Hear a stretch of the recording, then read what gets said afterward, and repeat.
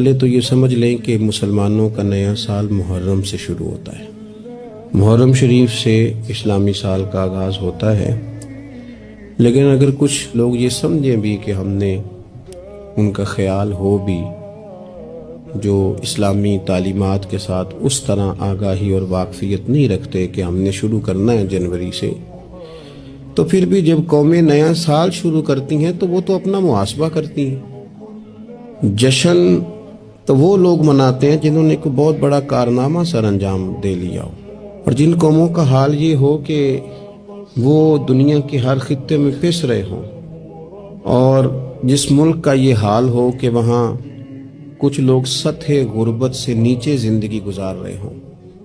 تعلیمی معیار بڑا پریشان کن ہو،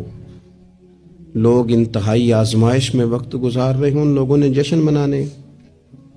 ہمارے تو ذمہ یہ تھا کہ ہم حساب کرتے کہ یہ سال گزرا ہے، کتنی نمازیں میری رہ گئی،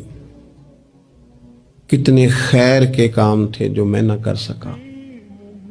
ہمیں تو اس بات پہ رونا تھا کہ یہ سال بھی میری زندگی سے مائنس ہو گیا اور ابھی تک میں اپنے آپ کو تبدیل ہی نہیں کر سکا۔ ایک سال اور گزر گیا اور میرے اندر کوئی بھی